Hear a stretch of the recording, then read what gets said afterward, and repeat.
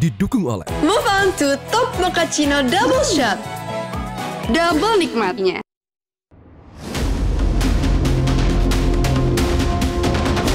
Alhamdulillah kita kembali ke jalur 5%. Jadi 5,12 beberapa negara di bawah kita, mulai Malaysia, Singapura, kemudian berbagai negara lain termasuk Amerika yang 2%, kemudian Korea juga relatif rendah. Sehingga di antara negara G20 dan ASEAN kita salah satu yang tertinggi.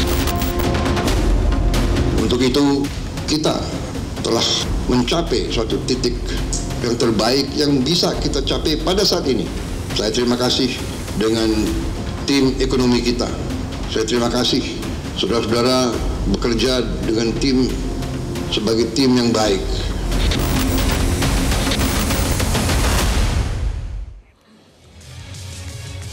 Selamat malam pemirsa, inilah Top News segmen Top Ekonomi. Menjelang pidato kenegaraan era APBN 2026 di hari Jumat 15 Agustus pekan ini di luar dugaan. Pertumbuhan ekonomi nasional kuartal kedua 2025 melesat naik tajam dibandingkan periode yang sama tahun lalu. Menurut Badan Pusat Statistik atau BPS, pertumbuhan ekonomi kuartal kedua 2025 mencapai 5,12%, tertinggi dalam 2 tahun terakhir. Kuartal kedua tahun ini Indonesia bersama dengan Tiongkok, Vietnam, dan Filipina mencetak lompatan pertumbuhan ekonomi signifikan. Data ini sangat berbeda dengan analisis pesimistis sebelumnya. Apa yang sebenarnya terjadi dengan perekonomian Indonesia dan seperti apa gambaran ekonomi di era APBN tahun 2026? Pemirsa, inilah Top News segmen Top Ekonomi bersama saya, Leonard Samosir.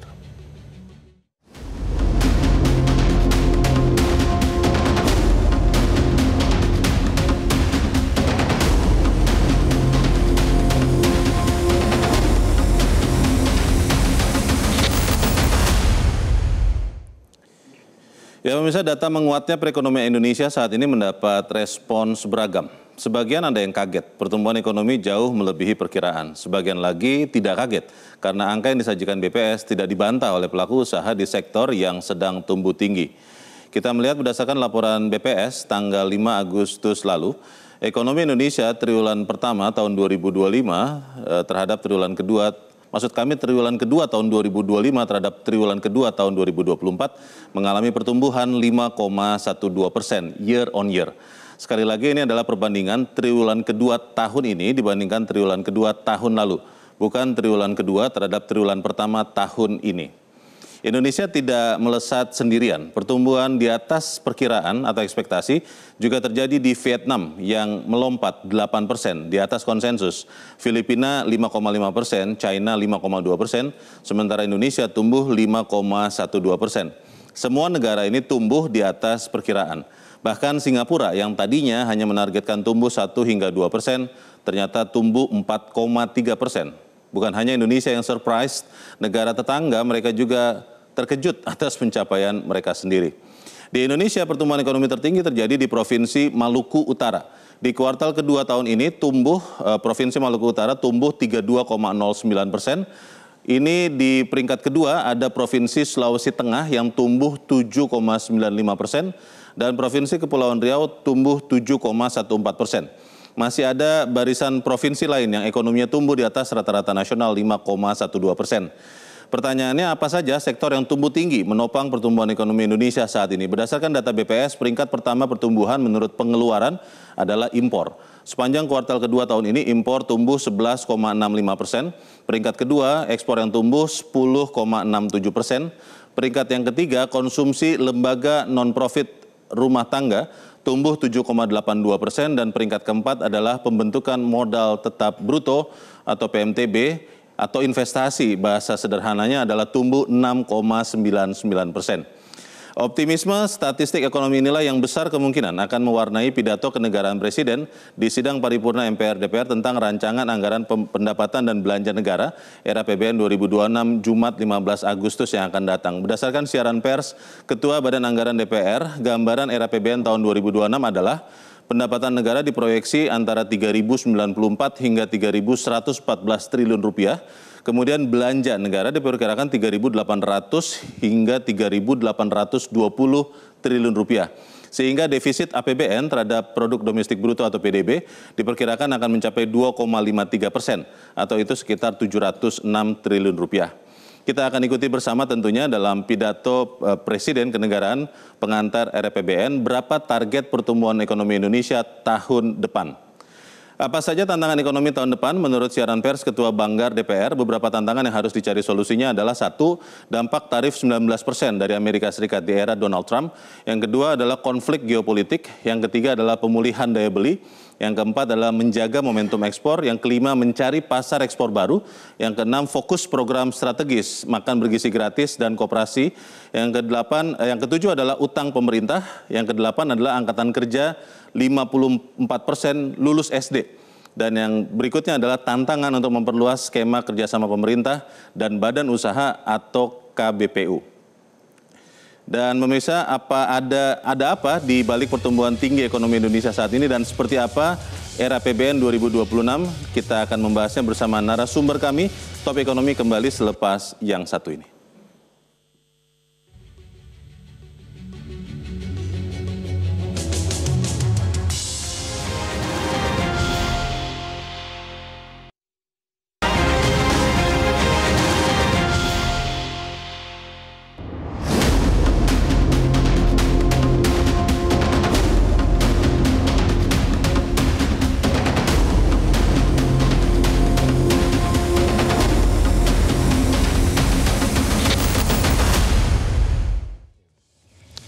Terima kasih Anda masih bersama kami dan telah hadir di Top Ekonomi malam ini 4 orang narasumber.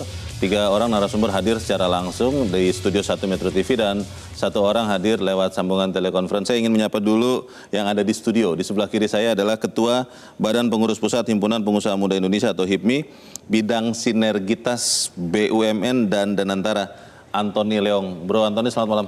Malam, Bang Leonard. Makasih. Jabatannya panjang ya. Siap. Tapi terima kasih sudah berikan waktu. Kemudian juga telah hadir bersama kita di Studio 1 Metro TV. Yang paling kiri adalah pengamat ekonomi yang juga adalah Wakil Rektor Universitas Paramadina, Handi Risa. Mas Handi, selamat malam. Malam, Mas Leo. Terima kasih telah hadir. Di sebelah kanan saya juga telah hadir adalah Chief Economist dari Trimegah Securities, Fahrul Fulvian. Mas Fahrul, selamat malam. Iya, selamat malam Mas Leonard. Terima kasih telah hadir dan juga bergabung bersama kita lewat sambungan telekonferensi juru bicara dari Kantor Komunikasi Kepresidenan atau PCO, Dede Prayudi yang akrab dipanggil Uki. Mas Uki, selamat malam. Ya, malam Mas Leo. Iya, terima kasih sudah diberikan waktu. Mas Uki, saya ingin ke Mas Uki dulu karena kelihatannya agak sedikit gangguan nih telekomunikasi. Tapi saya ingin bertanya dulu, ketika ada angka 5,12%, itu istana atau kantor PCO lah ya sebagai juru bicaranya, memang sudah melihat itu akan terjadi atau juga termasuk yang gembira surprise-nya begitu? Bagaimana Mas Uki? Lebih ke yang kedua ya. Jadi sebetulnya kami juga memiliki outlook, kami juga memiliki prediksi, ya, kami juga memiliki tebak-tebak buah manggis juga lah, kurang lebih seperti itu ya. Dan saat itu memang terus terang prediksi kami itu di 4,9 gitu. 4,9. Itu yang pertama ya. Tapi kan yang kedua kita itu tidak. Iya, kita tidak ingin terjebak di black swan ya, artinya karena keteraturan, karena tren historis, lalu kita nggak percaya ketika ada surprise yang menggembirakan, kurang lebih seperti itu ya, sehingga kita lebih kritis dalam artian mengecek kembali data-datanya, kita lihat apakah data tersebut saling tally, saling korespon satu dengan yang lain.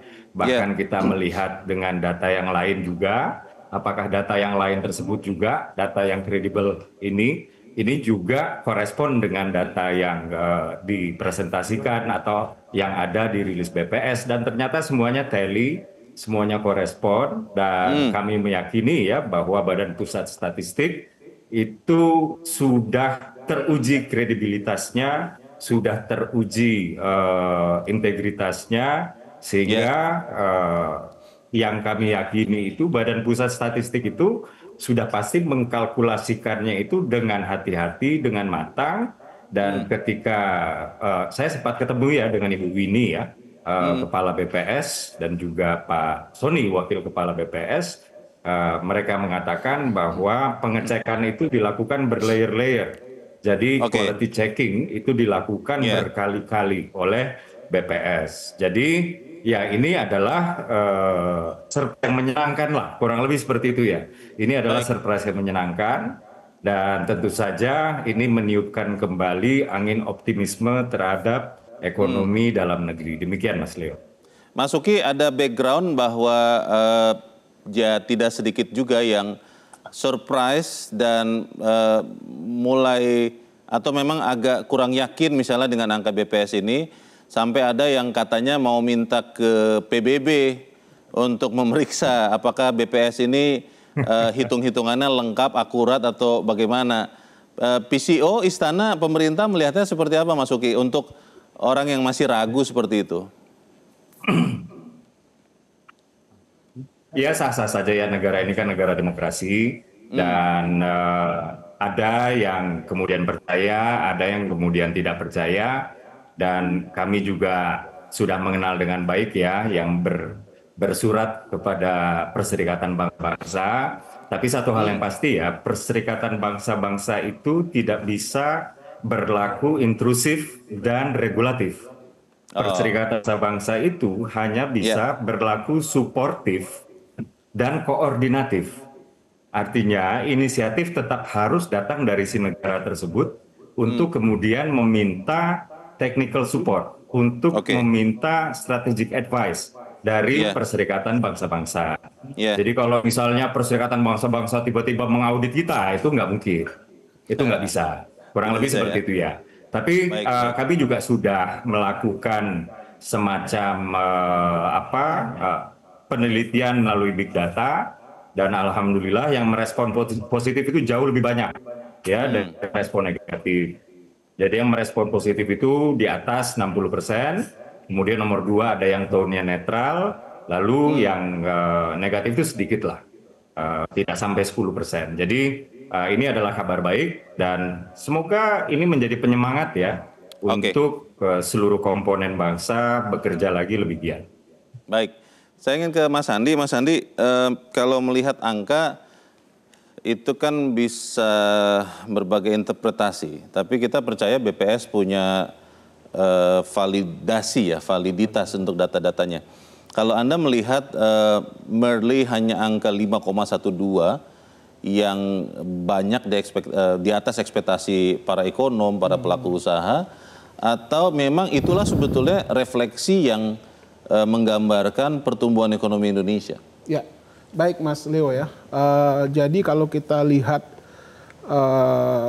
data pertumbuhan ekonomi triwulan 2 2025 yang baru saja diumumkan oleh BPS, kalau kami melihat, kalau saya melihat dalam 2 perspektif ya. Pertama, tentu angka 5,12 itu bukan sesuatu yang aneh bagi kita lah gitu, karena kita juga sebelumnya juga pernah mencapai angka 5,12 bahkan lebih tinggi ya. Nah, tetapi dengan kondisi ekonomi hari ini ya, yang boleh kita katakan stagnan ataupun lesu, dan kemudian kita tahu di triwulan 1 kita hanya tumbuh 4,87 ya kan. Nah, itu kan ada lompatan yang cukup signifikan ya. Kalau kita lihat dari aspek pengeluaran kan, dominannya ada di konsumsi dan juga investasi ya, karena kan kalau ekspor impor itu kan netnya yang dilihat ya. Tapi kalau dari sektor dunia usaha sektor, nah itu kan dari manufacture atau industri manufacture gitu.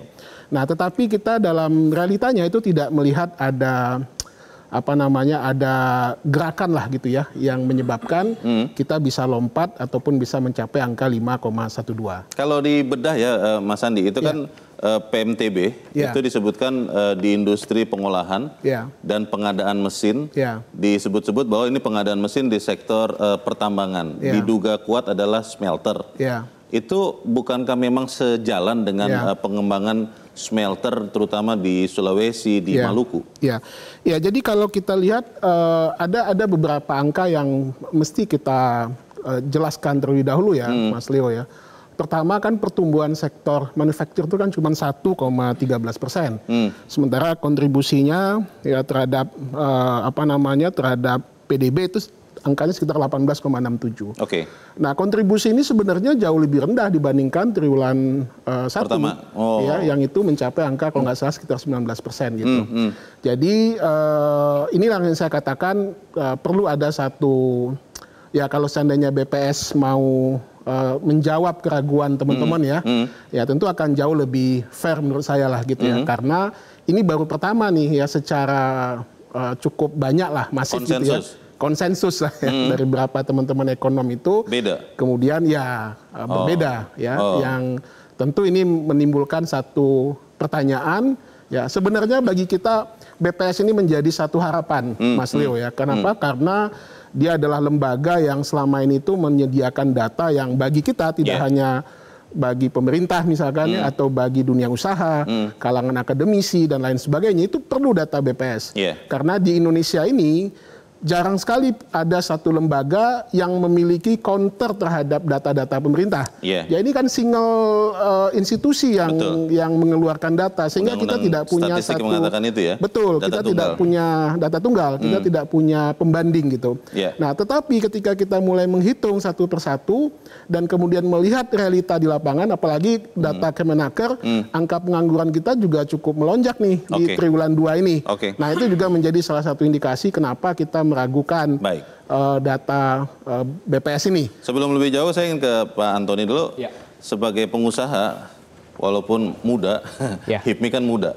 Apakah memang di sektor-sektor tadi ya yang disebut-sebut adalah pengadaan mesin untuk pertambangan, itu memang signifikan ada peningkatan di triwulan kedua tahun ini dibanding triwulan kedua tahun lalu, 5,12% secara total, yang kemudian memang membuat angka 5,12% di Q2 ini memang masuk akal atau seperti apa? Ya, kami melihat pertumbuhan ekonomi di angka 5,12% ini sangat masuk akal karena ketika tadi Abang bicara hilirisasi hari ini di 2020 itu ekspor nikel itu 3 miliar dolar US dollar. Belum ada hilirisasi. Tapi ketika 3 tahun berjalan ini kali 10 kali lipat, Bang Leonard, yaitu 30 miliar US dollar. Artinya perkembangan ini sangat signifikan dan hilirisasi juga sangat membuka banyak lapangan pekerjaan. Hari ini dengan hadirnya pertumbuhan ekonomi ini, kita melihat fenomena hari ini ada di sosial media ada Rojali, Rohana.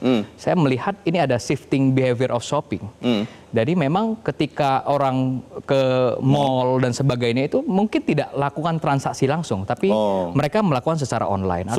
Artinya ke mall survei dulu begitu? Iya, biasa saja. Kita juga melakukan hal itu.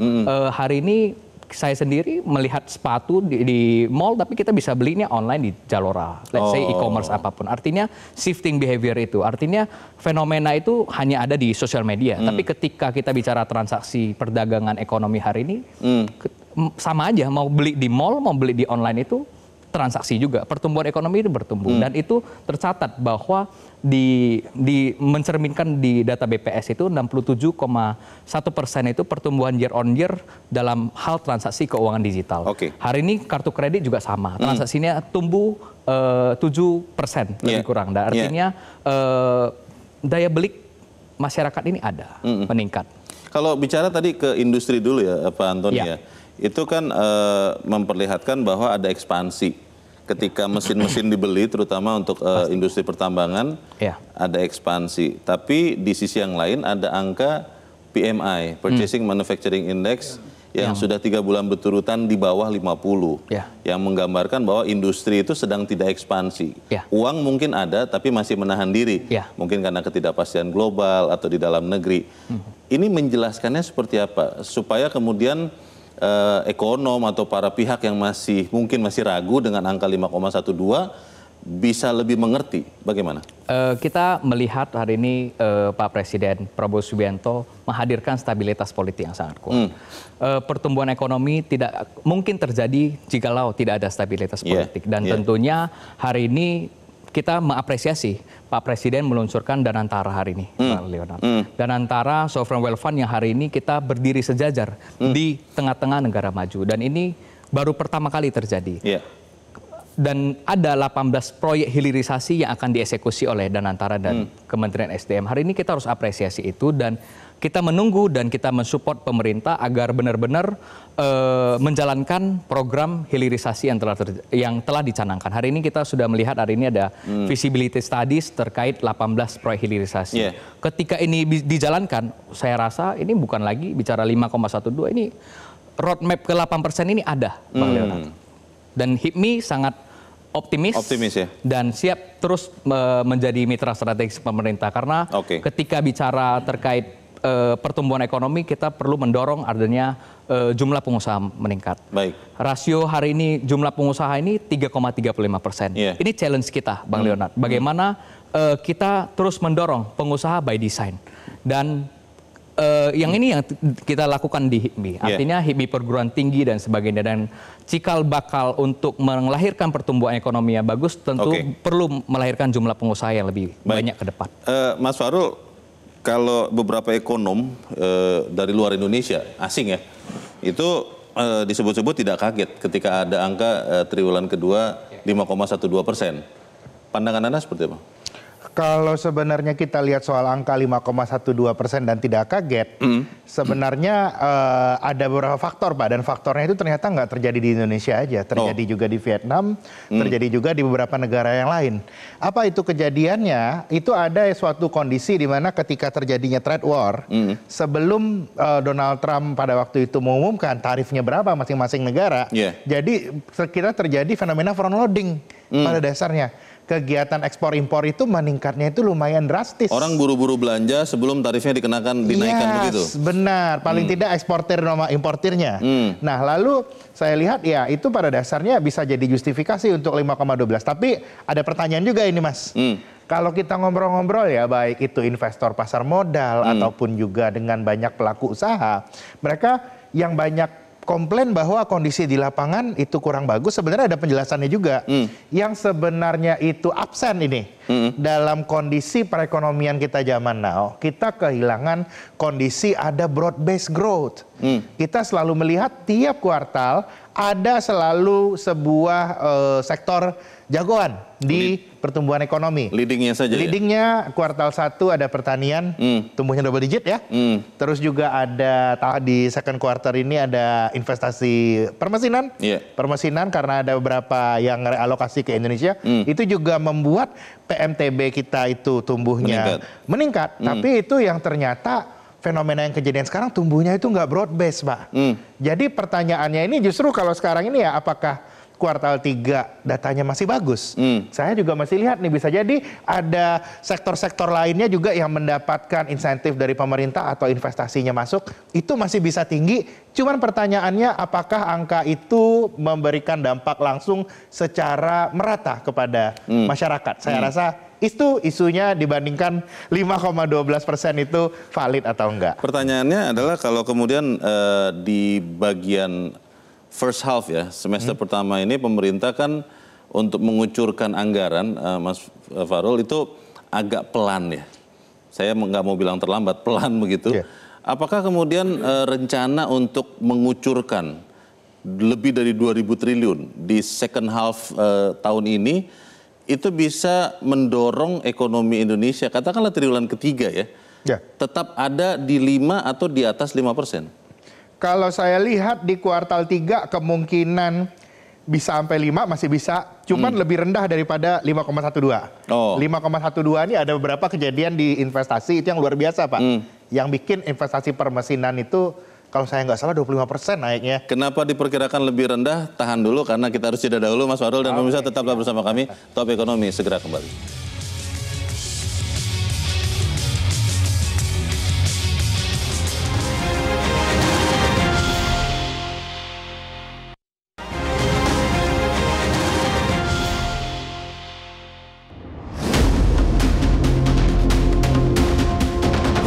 Alhamdulillah kita kembali ke jalur 5%. Jadi 5,12 beberapa negara di bawah kita, mulai Malaysia, Singapura, kemudian berbagai negara lain termasuk Amerika yang 2%, kemudian Korea juga relatif rendah. sehingga di antara negara G20 dan ASEAN kita salah satu yang tertinggi. Untuk itu kita telah mencapai suatu titik yang terbaik yang bisa kita capai pada saat ini.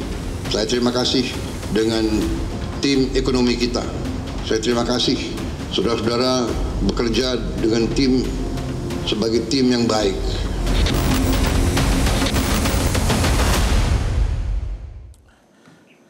Terima kasih Anda masih bersama kami, dan sebelum kita kembali ke Mas Fahrul, tadi apa yang membuatnya tidak yakin bahwa di kuartal ketiga akan tetap di atas 5 atau di atas 5,12%? Saya ingin ke Mas Uki dulu. Mas Uki masih bersama kita ya, Mas Uki ya? Mungkin boleh di-unmute dulu Mas Uki audionya, mikrofonnya. Iya, masih. Oke. Sebelum saya bertanya lebih lanjut tentang ekonomi ini, hanya ingin tanya saja Mas Uki, nanti di 17-an ini Pak Presiden akan melanjutkan tradisi pakai baju adat atau pakai jas kembali nih Mas Uki? Iseng-iseng saja nih pertanyaannya. Mas Leo, CEO untuk mengkomunikasikan kebijakan strategis dan program prioritas. Oke. Jadi kalau terkait dengan seragam yang dipakai oleh Presiden, protokol ya? Mungkin itu lebih kepada Kemensesnek yang lebih tahu. Oke. Baik, kalau begitu saya bertanya ke Mas Uki kembali ke ekonomi ya, saya bertanya ya. Kementerian Keuangan mengatakan bahwa, dan juga ini Badan Anggaran di DPR sudah mengatakan bahwa defisit 2,5% itu dengan APBN di angka sekitar 3.000 triliun rupiah. Tanpa bermaksud mendahului tentunya pidato Presiden hari Jumat depan, apakah kemudian pemerintah akan optimistik melihat angka 5,12% di triwulan kedua untuk kemudian menargetkan tahun depan ekonomi Indonesia akan tumbuh katakanlah di atas 5 begitu Mas Uki? Mungkin 6 mungkin atau seperti apa? Ya, kalau kita memakai asumsi dasar ekonomi makro ya, terkait dengan kerangka APBN, ini kita membicarakan pertumbuhan ekonomi 5,2 sampai 5,6%, seperti itu, ya, dengan inflasi yang kurang lebih sama dengan tahun ini, yaitu 1,5 sampai dengan 3,5%. Jadi dapat dikatakan 2026 itu optimismenya lebih tinggi daripada kuartal 2 yang banyak orang terkejut, yaitu 5,12. Bahkan di 2026 itu asumsi pertumbuhan antara 5,2 sampai dengan 5,8%. Demikian Mas Leo. Jadi kemungkinan tidak akan ada kejutan terutama angka ya Mas Uki ya. Mungkin tadinya saya pribadi berharap mungkin pemerintah berani menargetkan katakanlah 6% begitu Mas Uki tahun depan. Sampai dengan saat ini kalau untuk target itu saya tidak bisa mengatakan. Tapi kalau asumsi dasar pertumbuhan ekonomi 5,2 sampai dengan 5,8, yang ini pun juga sebenarnya masih dalam proses ya. Dan finalnya nanti akan dibacakan di nota keuangan oleh Presiden Prabowo Subianto. Jadi ini adalah asumsi dasar yang sebenarnya belum final, yang sebenarnya masih dibahas, kurang lebih seperti itu. Karena kita juga sebenarnya masih menghadapi ya, seperti ekonomi global ya, sebenarnya ekonomi global ini masih menjadi momok untuk seluruh negara. Tapi alhamdulillah kami melihatnya tatanan ekonomi global ini semakin lama semakin membaik. Artinya yang tadinya di kuartal 1 kita banyak ditakut-takuti oleh Trump yang 30 sekian persen itu, sekarang sudah fix. Ya, walaupun memang sekarang 19%, lebih tinggi daripada sebelum ada polemik, bukan polemik ya, lebih tinggi daripada sebelum ada isu tarif Trump ini ya. Tapi setidak-tidaknya ini bisa begitu. Tapi ada satu hal yang kita tidak boleh lupa. IEU CEPA ya, ini baru saja disepakati setelah perjuangan selama 10 tahun. Ingat, sekarang ini Indonesia bisa ekspor 80% komoditasnya ke Eropa penduduknya 400 juta, negara maju dengan daya beli yang sangat tinggi, itu 0%. Dan negara-negara pesaing kita seperti misalnya Malaysia, seperti misalnya Vietnam, itu belum ada CEPA-nya atau belum ada agreement, economic agreement yang komprehensif seperti yang kita punya, kurang lebih seperti itu. Dan kami memandang sangat optimis ini terkait misalnya dengan produk kita CPO, karena di saat yang bersamaan Eropa sekarang sudah mengakui bahwa CPO ini adalah produk sustainable. Nah, ini adalah peluang yang luar biasa sekali. Jadi banyak di antara kita yang fokus ke Amerika, ya. Amerika itu penduduknya 300 jutaan, besar, daya belinya bagus. Tapi kita lupa dengan Eropa yang penduduknya 400 jutaan dengan daya beli yang luar biasa besar juga. Kurang lebih demikian. Jadi kita tetap optimis, Mas Leo. Mas Andi, pemerintah optimis, tapi nanti kita hari Jumat sih akan melihat ya, mendengarkan langsung angka pertumbuhan. Kalau saya ingin berkonsentrasi dulu di angka. Kalau pemerintah tadi seperti disampaikan Mas Uki dari PCO, kelihatannya tidak sampai 6% untuk target pertumbuhan tahun depan. Anda melihat itu prudent, berhati-hati, konservatif, atau memang sebenarnya seharusnya beranilah menargetkan lebih tinggi supaya kalaupun tidak tercapai, ya juga tidak terlalu rendah pencapaian tahun depan. Bagaimana, Mas? Ya, jadi kan DPR baru saja menyelesaikan pembahasan KEM PPKF ya. Kerangka makro ya? Ya, kerangka ekonomi nggak makro dan pokok-pokok kebijakan fiskal. Ini kan menjadi bahan bagi pemerintah untuk menyusun nota keuangan. Nah, dalam KEM PPKF itu disepakati itu ada range pertumbuhan, tadi sudah disampaikan Mas Uki, 5,2 sampai 5,8. Saya yakin range-nya pasti di antara itu. Masih di situ? Masih di situ. Masih di kepala 5? Betul. Nah, artinya apa? Kalaupun nanti dibahaskan setelah nota, kan berarti akan ada pembahasan di DPR, di Banggar. Tadi kan Pak Ketua Banggar sudah menyampaikan beberapa clue lah gitu ya terkait dengan ekonomi APBN 2026. Saya meyakini biasanya mereka akan ambil titik tengah. Ya, kalau 5,2 sampai 5,8 mungkin asumsi prediksi saya mungkin sekitar 5,4 atau 5,5 yang akan disepakati oleh pemerintah dan DPR. Nah, artinya kita masih dalam lingkaran pertumbuhan 5%-an gitu loh, Mas. Dan ini sebenarnya menjadi basic kita karena dengan konsumsi kita yang kontribusinya mungkin sekitar 54%, itu kan sudah cukup sebenarnya ya untuk memenuhi target 5, sekian persen lah. Katanya gitu ya. ada yang bilang autopilot saja 5% ekonomi Indonesia tumbuh. Saya juga nggak mau mengatakan demikian, Mas. Seandainya ya kalau dilihat dari angka sih bisa saja kan dengan tingkat konsumsi yang mencapai 54% gitu ya. Berarti target 5,4, 5,5 konservatif dong?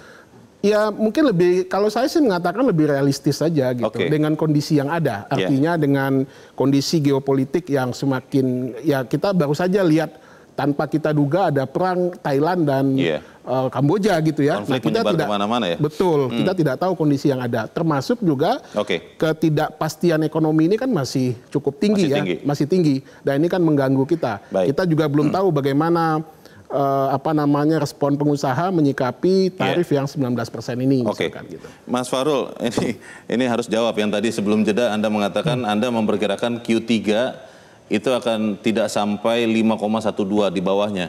Alasannya apa?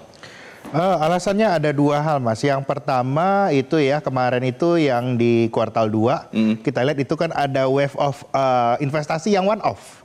Itu one off. Terus yang kedua alasannya sebenarnya ini terkait dengan beberapa pertanyaan terkait dengan data PMI. PMI itu kan definisinya itu Purchasing Manager Index. Jadi itu seluruh perusahaan manufaktur itu ditanya purchasing manajernya. Kira-kira dalam beberapa bulan ke depan akan nambah belanja atau enggak? Nah itu dia, mau belanja atau enggak? Jadi itu sebenarnya lebih kepada leading indicator. Jadi kalau kita lihat PMI kita beberapa bulan terakhir udah agak turun, di kuartal 2 itu sebenarnya juga mengindikasikan kuartal 3 kemungkinan ekspektasi untuk belanjanya tidak sebesar kemarin. Katanya PMI yang beredar ini yang 3 bulan berturut-turut di bawah 50 itu samplingnya kalah banyak atau kalah cukup dibandingkan surveinya BI. Pendapat Anda bagaimana? Kalau saya lihatnya, kalau dibilang ya agak berbeda ya. Ini yang ngerjain swasta soalnya, market soalnya ya. Agaknya market. Yang pasti kalau di sini, kalau saya sih selalu melihatnya ini sebagai sebuah leading indicator. Reliable leading indicator. Dan memang enggak, kalau mungkin soal sampelnya mungkin dia lebih memilih kepada industri-industri yang material. Karena itu yang kita lihat ya, kuartal 3 normalize, itu oke, tapi itu bagus. Nah, cuman pertanyaannya, seberapa turun kuartal 3 itu juga sangat bergantung seberapa cepat pemerintah bisa roll out government spending. Kuartal 2 pertumbuhan belanja negara itu masih negatif, Pak. Jadi kuartal 3 pertumbuhan belanja negara ini yang harus lompat ke atas. Kita tanya ke pengusaha, karena pengusaha biasanya yang dapat limpahan, katanya begitu, dari anggaran. Bagaimana Pak Antoni melihat target untuk mengucurkan berapa? 2.000-an triliun nih di second half 2025, seperti apa Anda lihatnya? Ya, tentu kita harus mendorong juga ya bagaimana belanja anggaran yang efektif dan produktif juga. Dan tentunya ketika hari ini lahirnya Danantara, sejujurnya kekhawatiran dari pengusaha itu khawatir bahwa konsolidasi Danantara, konsolidasi BUMN ini memang tidak lagi ada ruang bagi pengusaha, khususnya kami pengusaha muda dan UMKM. Tapi jangan sampai pengusaha-pengusaha kayak kita ini hopeless, sebenarnya pengen jadi komisaris atau direksi BUMN, ini yang membahayakan juga. Emang masih mau kan, sudah tidak ada tantiem itu? Ya, artinya jangan sampai hope itu nggak ada, jangan sampai hope itu nggak ada lagi. Artinya kita perlu dorong bagaimana ekosistem kewirausahaan ini harus semakin baik di era Pak Presiden, dan kita sangat yakini itu. Dan dengan lahirnya hari ini makanan bergizi gratis, Kopdes Merah Putih, hari ini mungkin masih kita lihat ya koperasi primer. Kita harus dorong juga bagaimana koperasi sekunder yang dimana UMKM itu kan tidak semua bankable, Bang Leonard. Yang harus kita dorong bagaimana UMKM yang tidak bankable ini bisa disalurkan oleh koperasi. Kopdes Merah Putih yang mungkin bisnisnya ada yang sisi kanannya sekunder. Artinya kita lihat bagaimana belanja pemerintah harus efektif dan produktif, dan tentunya kolaborasi antara pengusaha dan pemerintah dan sektor Danantara yang tadi ini benar-benar bisa dijalankan dengan baik. Karena konsolidasi ini jangan sampai semua proyek itu dilakukan oleh sektor BUMN. Pak Presiden Pak Prabowo pernah menyatakan bahwa sektor infrastruktur itu lebih efisien kalau dilakukan oleh swasta. Nah, ini yang harus kita lihat. Kalau memang ya di atas 100 miliar, kalau memang tidak harus BUMN turun, harus kita salurkan kepada pengusaha. Infrastruktur yang mana nih? Ya kemarin Pak Presiden sampaikan tentang misalnya Giant Sea Wall.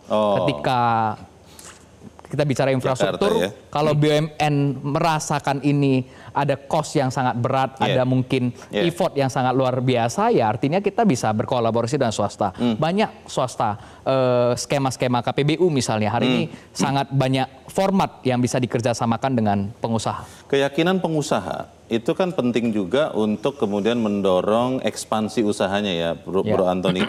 Seberapa yakin HIPMI melihat triwulan ketiga dan keempat tahun ini dan juga tahun depan, sehingga kemudian mau mulai ekspansi? Tapi tahan dulu karena kita harus jeda, dan bisa tetap bersama kami. Top Ekonomi segera kembali.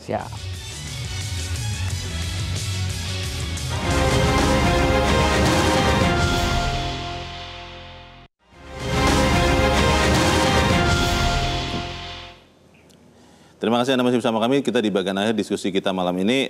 Mas Uki, apa yang akan dilakukan pemerintah tentunya supaya memastikan ekonomi bukan hanya tumbuh tinggi, tapi juga bisa mensejahterakan rakyat? Ya, pertama-tama kita masih memiliki PR, yaitu terkait dengan pengeluaran atau konsumsi rumah tangga.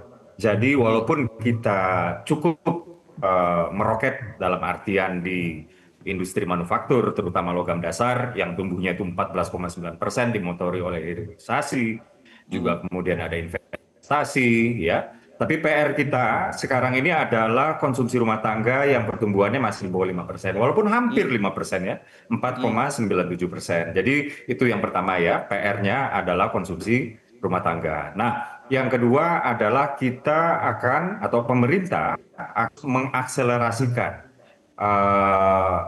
pertumbuhan melalui hilirisasi. Jadi Indonesia sekarang sedang katakanlah shifting ya dari negara yang mungkin selama ini mengandalkan konsumsi dan kita kan sudah mau menjadi negara maju. Jadi kita akan mulai shifting mengandalkan produksi. Dan tanda-tandanya hilalnya sudah nampak nih, kurang lebih seperti itu ya. Jadi itulah dia yang kedua. Dan yang ketiga, program-program pemerintah yang katakanlah berbiaya grande, ini juga mendorong pertumbuhan, menyerap tenaga kerja seperti MBG ya, yang sudah menyerap tenaga kerja 80.000 orang misalnya. Kemudian juga selama ini 60 triliun itu sudah berputar-putar di perdesaan-perdesaan yang memiliki pertanian, kampung-kampung nelayan, kemudian juga perkebunan dan lain-lain. Ini akan ditambah lagi ya. Jadi Presiden sudah menginstruksikan untuk menambah anggaran untuk program. Baik. Kita tunggu berarti hari Jumat ya. Mas Uki, kita tunggu berarti hari Jumat pidato Presiden. Terima kasih Mas Uki sudah bergabung pada malam ini. Selamat malam Mas Uki. Mas Fahrul, singkat saja, apa yang harus dilakukan pemerintah? Yang harus dilakukan pemerintah untuk paruh kedua 2025 ini adalah Pak, bagaimana untuk mempercepat belanja pemerintah. Kan efisiensi sudah berhasil Pak. Sudah. Sekarang berikutnya itu adalah kita harus ada belanja. Karena jujur, ini sepanjang sejarah saya kerja jadi ekonom, Pak. Saya sebenarnya selalu skeptikal, sangat jarang justru ya kalau kita mau belanja ya.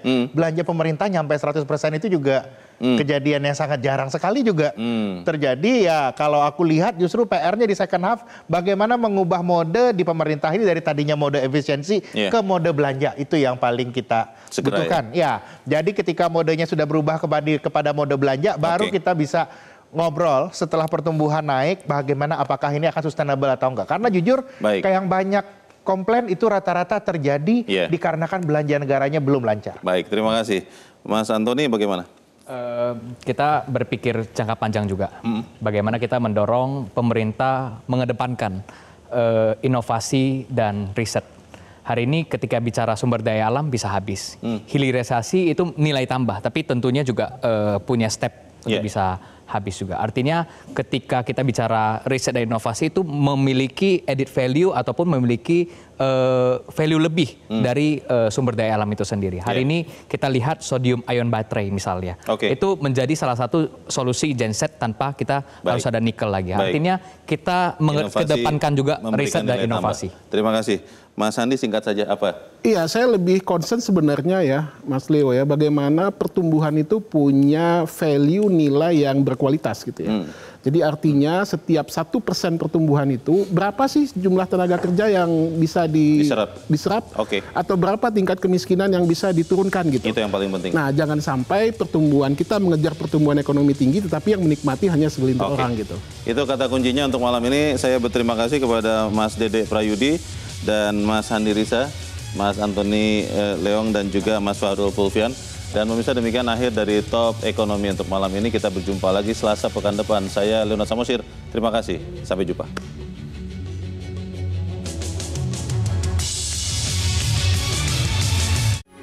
Metro TV.